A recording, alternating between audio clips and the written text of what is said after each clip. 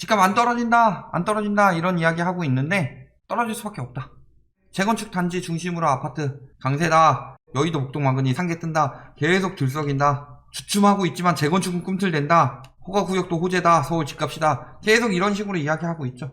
막 1, 2월 달에 엄청나게 많은데 한 달에 100개, 200개도 되고 적을 때는 7, 80개였다. 그런데 3월 달에 급격히 줄었다가 4월에는 더 줄어있다. 지금 목동 같은 경우 신고가 꿈틀 들썩 이러는데 한 건, 0건 이런 수준이고 압구정도 4, 5건이다.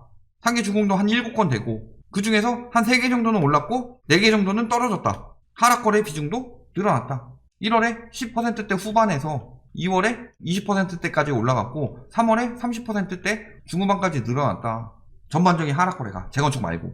재건축 뜬다 들썩들썩 한다 그랬는데 들썩들썩 하기는커녕 거래량 굉장히 급감했고 그 다음에 하락거래 비중은 계속 늘어나고 있다. 그런데 언론들이 뻥치고 있다. 5월에 뭐가 있을까요? 6월 1일 뭐가 부과되죠? 보유세가. 이때부터 양도세 중과가 10%포인트 올라간다. 그러니까 5월 말 잔금 조건으로 내겠다. 5월까지 빨리 팔아야 된다. 이런 게 늘어나는 거죠. 그래서 이번에 뭐 보유세 완화 여론 만들고 있어요. 공시가격 완화한다고 그랬죠. 거의 반영 안 했죠. 0.03% 떨어졌죠. 19.08에서 19.05 됐어요. 반영률 5%. 그것도 2 신청 중에서 5%. 서울 아직도 20% 가까이 되고 세종 아직도 70% 가까이 되죠. 완화된다는 얘기예요. 완화되더라도 종부세 이야기는 나오는데 공시가격 이야기는 왜 안 나오느냐. 공시가격은 거의 픽스로 보이죠. 공시가격을 건드려 버리면은 1주택, 다주택이 다 영향을 받는다. 그런데 종부세를 건들면은 1주택만 핀셋으로 건들 수가 있죠. 다주택 완화는 없다. 이렇게 보시면 되겠죠. 종부세 완화 안 된다는 여론을 이용해서 금매를 안 내놓고 지금 팔려고 할 것이다. 그런데 진짜 눈치 빠른 사람들은 금매로 팔겠죠.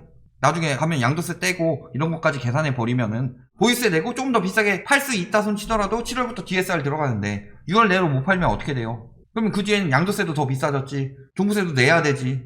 이런 거 생각해 보면은 지금 파는 사람들이 승자죠. 5월에 한국 소비자 물가지수가 화요일 날 발표됩니다. 1.5%에서 2.2%로 상승한다.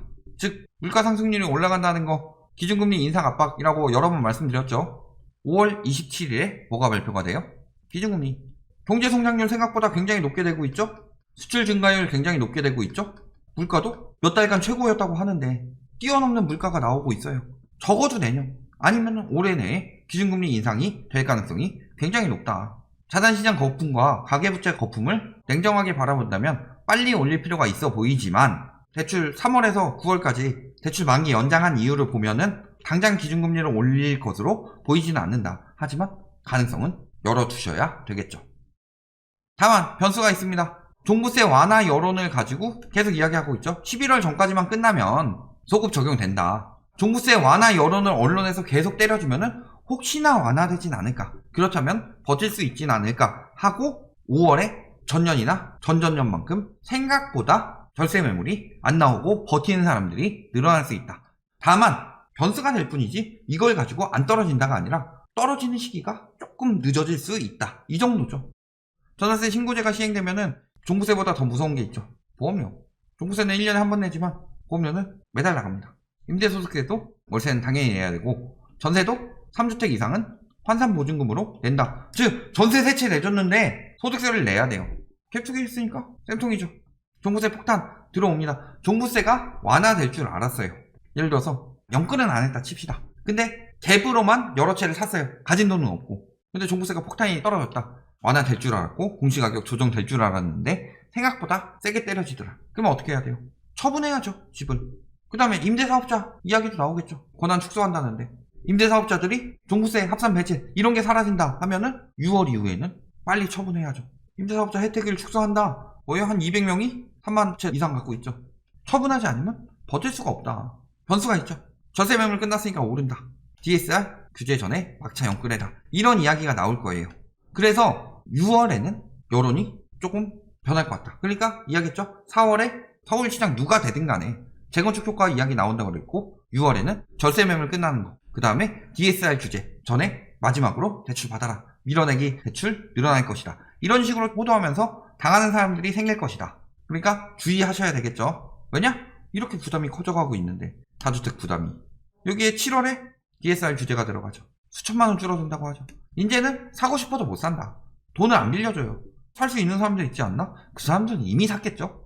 7월부터 금통이 또 열립니다. 7월 15일, 8월 26일. 요 중에서 하나라도 0.25%포인트라도 인상 이야기 나오면은 더 이상 저금리 구라는 못 치죠. 시중금리는 코로나 이전 수준 회복을 했는데 기준금리 안 올리니까 지금 계속 금리가 저렴하다, 유동성 장세다 구라치고 있는데, 이 상황에서 진짜 0.25%라도 오르게 되면은 영향 가죠. 기준금리가 문제가 아니라 기준금리 따라서 시중금리가 올라가니까 문제가 되는 건데, 변동금리는 무조건 바로 따라 올라가고 고정금리도 평생 고정 아니에요.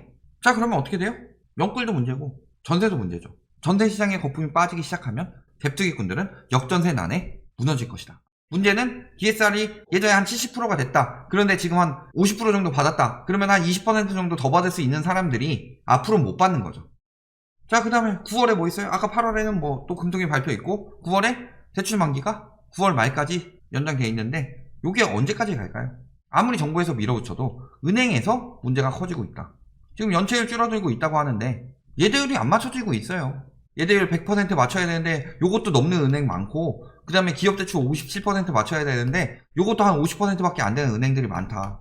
만기 연장 121조, 원금도 9조, 이자가 1600, 요것만 연장되고 있어요. 저것 때문에 지금 연체율이 낮아 보이는 거예요. 안 무너지고 있어 보이는 거고. 저거 무너지면 뭐 나와요? 자영업자 무너지는데 라고 하는데 언제까지 끌고 갈 수 없고, 좀비 자영업자들이 많이 생겨나고 있었죠. 그래서 많이 정리가 될 테고 수익형 부동산도 무너지게 되는 거고, 저들이 가지고 있는 집도 파산이나 경매로 나올 수가 있다는 거죠. 물론 좋은 현상은 아니지만 언제까지 연기할 수는 없다. 그렇다고 저걸 연기 계속하고 있으면 문제는 은행이 부실해지고 예금자들이 위험해진다. 그러니까 지금 기준금리 못 올리고 있는 것도 저 만기 연장이 끝난 다음에 올리려고 하는 것 같아요. 최대한 파급을 적게 하기 위해서. 완화하면 부동산 떡상한다고 그러죠. 완화로 집값 모르겠네요. 계속 이런 식으로 가지고서 버티고 있는데 완화가 안 되면 어떻게 돼요? 11월이 문제가 되는 거죠. 11월 이전에 이제 급매물 쏟아지는 거다. 4월, 5월에 나올 급매물들이 이때 나오는 거예요. 이제 9월, 10월. 만약에 거기서 자영업자 대출 유예까지 이제 더 이상은 안 된다, 은행도 위험하다 하고 끝내버리면 대환난이 일어나겠죠. 부동산 시장에. 대규모 공급 23년부터 들어온다고 그랬죠. 지금 21년이에요.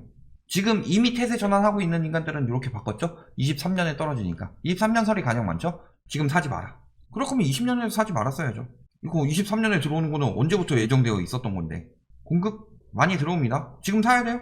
공급 부족이라고 하는데 23년부터 공급 폭탄 들어오는데 왜 사야 돼요? 아, 그래, 나보다 더 바보한테 팔면 되지. 그 2년 동안 오른다 칩시다. 누가 사줘요? 가격만 오르지. 나보다 더 바보가 있어야 되는데 2년 내에 그 바보가 나오냐 이거죠. 특히 실거주 살면서 양도세 비과세 생각하는 사람들은 2년 있다 팔아야 되는데, 여기다 미국에서 기준금리 만약에 파월이 끝까지 밀어붙이더라도 23년엔 금리 오르겠죠. 기준금리. 그러면은 아무리 한국은행이 버텨도 미국에서 올려버리면 우리나라도 올릴 수밖에 없다. 지금 상황에서. 지금부터 떨어진다고 이야기하고 있지만 22년에 오른다고 칩시다. 22년에 누가 사줄 건데 당신 것을. 지금 올해 보면은 황금성 뚝 떨어진 거 보이죠? 거래량 아작난 거 보면. 조금 떨어졌다 다시 올라요? 25년에는. 착공, 입주. 자, 입주가 줄었어요? 2008년 가면 쭉 줄어있다 지금. 근데 지금 이때가 착공 입주가 엄청나게 많은 시기였어요. 근데 20년에 착공 조금 줄었다고 공급 부족 개난리 치고 있는 거다. 이게 착공이 적어요? 그러니까 막 떨어지고 있던 그 시기에 착공 실적 봐봐요. 이거보다 훨씬 더 아작이 나 있지. 그때 공급 부족 때문에 오른다고 그랬어요? 2025년까지 또 오른대요. 25년 뭐 들어와요? 3기 신도시 들어오죠. 그 다음은 의무임대. 단기 4년 이미 끝나가고 있고, 장기 8년 끝나간다. 임대사업자도 매물도 쭉 나올 거예요. 그럼 지금 사야 돼요? 23년부터 공급 들어오는데 25년까지 또 부추기고 있고, 매물 부족 때문이래요. 지금 매물 계속 늘어나고 있는데, 인천 빼고. 그러니까 장기적으로 올해 이런 일들이 쭉 있고 23년부터 공급 쏟아져 들어오고 25년에 완전 폭발하고, 그 다음에 23년부터 금리 올라갈 거고 25년부터는 임대사업자 매물도 나올 건데 장기적으로 하락 추세가 쭉 된다는 거죠. 폭락을 위한 완벽한 조건이 만들어지고 있다.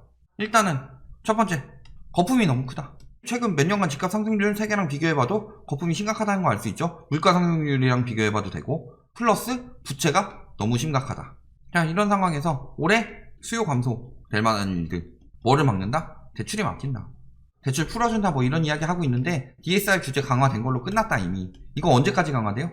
올해, 내년, 내후년. 올해에는 6억 이상 아파트, 그리고 내년에는 2억 이상의 대출, 내후년에는 1억 이상의 대출에 다 차주별로 DSR 40% 들어간다. 플러스로 대출 연장 유예 만기도 있고, 소비자 물가 계속 올라가고 있고, 금리 인상 발표될 수도 있죠. 그 다음에 23년부터 계속 공급 폭탄 2년 동안 오를까요? 떨어질 때는 왜 떨어진다고 그랬어요? 예전 정부 때는 추후에 공급이 예정되어 있기 때문에 집값이 떨어졌다. 입주도 적었고 공급 예정도 지금보다 적었어요. 말 같지도 않은 소리 하고 있는 거죠. 거기다가 늦어도 23년에 인상할 거고 금리, 25년에는 8년 임대사업자 매물까지 계속 나온다. 수요 줄어들 수밖에 없죠. 공급 늘어날 수밖에 없죠.